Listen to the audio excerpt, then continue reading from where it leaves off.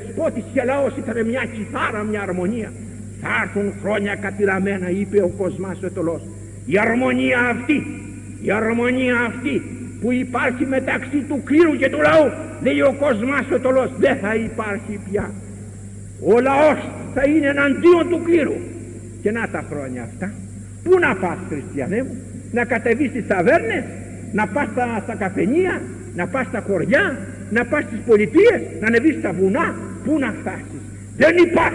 Δεν υπάρχει στόμα που με κατηγορεί τον παπά του, με κατηγορεί το δεσπότη του. Μα είναι όλα άδικα? Δεν είναι όλα άδικα.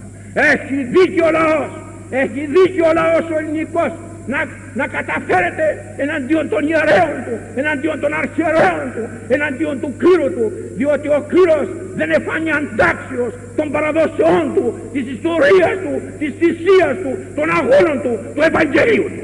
Έχει δίκιο. Το είπε ο Κοσμάς ο Αιτωλός.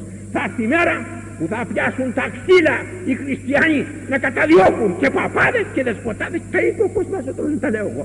Δεν τα λέγω εγώ. Το είπε ο Κοσμάς ο Αιτωλός. Είπε ότι θα πάψει η αρμονία μεταξύ του και του λαού.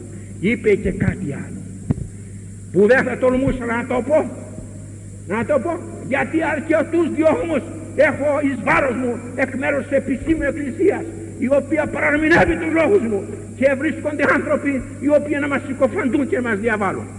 Αλλά λέγω απόψε τα λόγια του Κοσμά του Αιτωλού. Τι είπε ο Κοσμάς ο Αιτωλός? Ότι θα έρθει η μέρα που οι παπάδες και οι δεσποτάδες θα είναι οι χειρότεροι όλων των ανθρώπων. Ω Χριστέ, για ακούστε τι λόγια είπε ο Κοσμάς ο Αιτωλός. Και τα είπε τα λόγια αυτά κλαίοντας, όχι γελώντας, κλαίοντας. Είπε ο Κοσμάς ο Αιτωλός ότι θα έρθουν χρόνια κατηραμένα, χρόνια της Δευτέρας Παρουσίας, που οι παπάδες και οι δεσποτάδες θα είναι οι χειρότεροι όλων των λαϊκών, αδελφοί μου. Αλλά ο Κοσμάς ο Αιτωλός δεν απελπίζεται.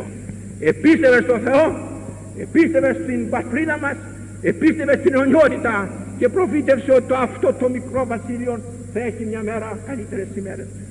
Τελειώνω. Από τότε που ο Κοσμάς ο Αιτωλός παρέδωσε την Αγία του ψυχή εις τον πλάστη των όλων, μετρήστε, πάρτε κομπολόι και μετρήστε.